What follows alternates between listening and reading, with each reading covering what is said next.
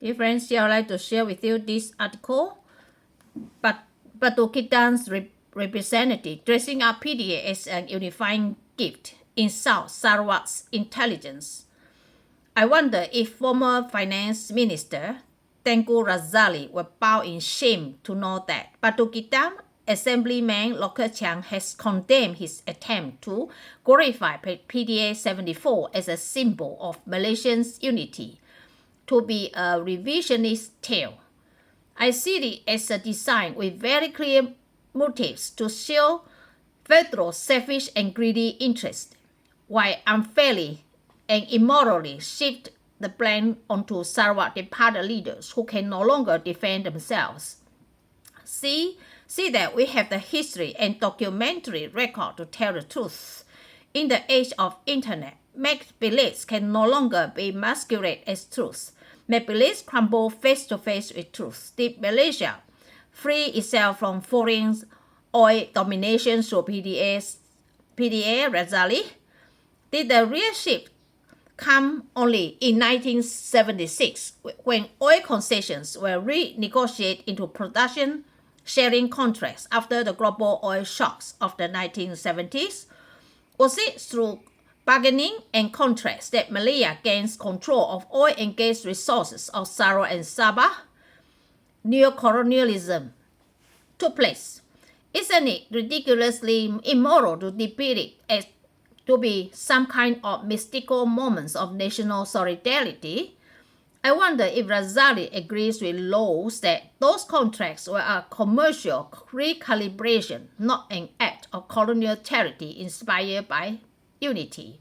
PDA74 with its accompanying vesting deeds signed in 1975 was never debated and passed in Sarawak, and hence is not binding, but unfortunately it had been enforced from 1975 up to 2024, with federal earning 95% revenue of 2,250 billion, giving only 67.66 billion, which include 49 billion with 5% royalty to Sarawak plus SST 18.66 billion. Alamat.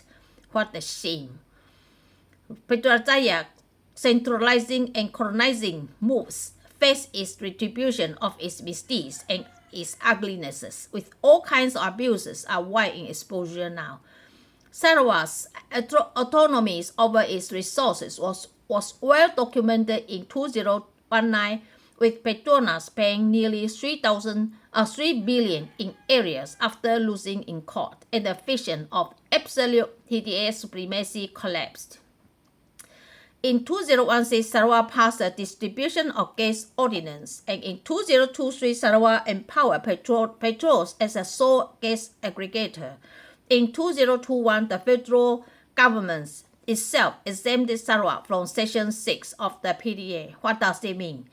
In May 2024, a joint declaration reaffirmed Sarawak's executive authority over gas distribution. See, Petronas collapses in face of all these rulings and rights of Sarawak.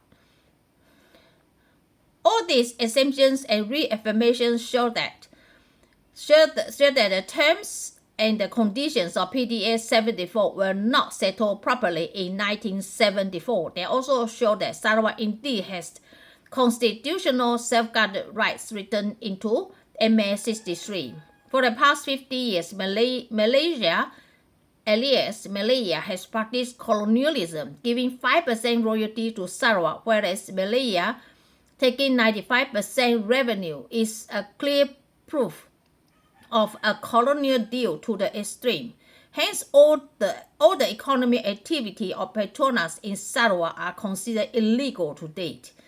Yet Sarawak has pursued its rights through courts, our legislature, and negotiation. No, that is not disunity, but colonialism, constitutionalism in action to hold Sarawak in the federation. Sarawak, with abundant resources, will only attract investor provided that Malaysia is to abide by MA 63 and Constitution. Yes, we have sought only what was promised: equality, autonomy, and respect. We are willing to cooperate, but we will not be patronized. It is indeed disgusting to know that PDA74 and 8 under emergency powers is dressed up as a unifying gift, defines Sarawak's intelligence and constitutional rights with the documented truth. Thank you.